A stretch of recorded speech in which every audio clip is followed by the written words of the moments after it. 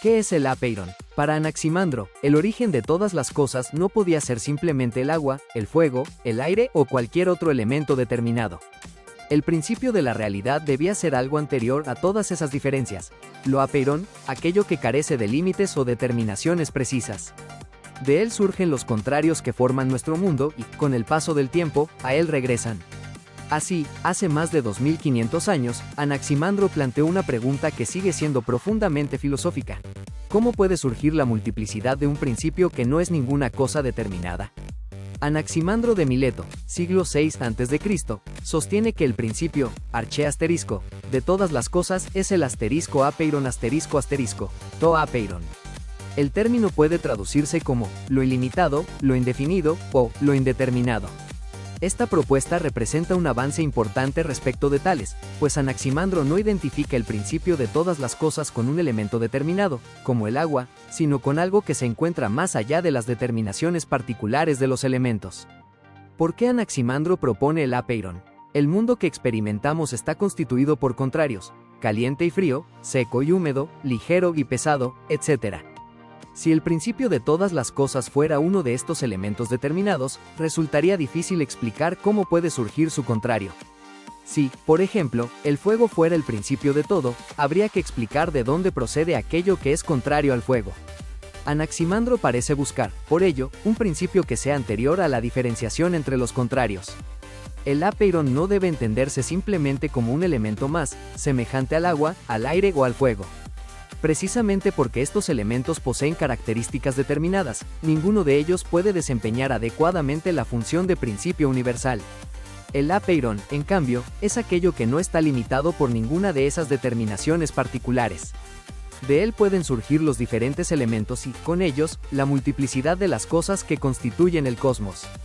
Esta concepción aparece expresada en el famoso fragmento transmitido por la tradición antigua. De donde las cosas tienen su origen, allí también tiene lugar su destrucción, pues se pagan mutuamente pena y retribución por su injusticia según el orden del tiempo.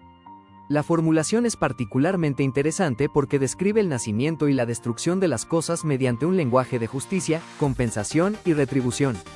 La injusticia, de la que habla Anaximandro, no debe entenderse necesariamente en un sentido moral. Parece tratarse de una manera de expresar el desequilibrio que se produce cuando uno de los contrarios adquiere predominio sobre otro. El calor domina durante determinado periodo, pero posteriormente el frío ocupa su lugar. Lo seco y lo húmedo, del mismo modo, se suceden y se contraponen. El orden del cosmos implica que ninguno de estos contrarios pueda imponerse definitivamente. De este modo, el nacimiento de las cosas puede entenderse como un proceso de asterisco diferenciación asterisco asterisco.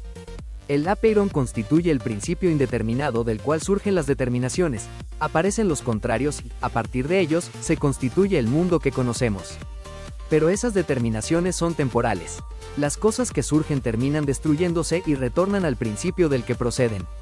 La propuesta de Anaximandro es filosóficamente importante porque introduce una distinción fundamental. El principio de las cosas no tiene por qué ser una de las cosas. Mientras que Tales había buscado el principio en el agua, Anaximandro plantea que aquello que explica la existencia de las realidades determinadas debe ser, precisamente, algo que no esté determinado como ellas. Por eso el apeiron puede considerarse uno de los primeros intentos de pensar un principio universal de la realidad que se encuentre más allá de las características particulares de las cosas. La pregunta de Anaximandro no es simplemente, ¿de qué está hecho el mundo?, sino una pregunta más profunda. ¿Qué principio permite explicar el surgimiento de la multiplicidad y de los contrarios sin reducir ese principio a uno de los elementos que encontramos en el mundo? Esta cuestión tendrá una enorme importancia para el desarrollo posterior de la filosofía griega. La preocupación por encontrar aquello que explica la multiplicidad sin ser simplemente un miembro más de ella reaparecerá, bajo formas muy distintas, en Parménides, Platón y Aristóteles.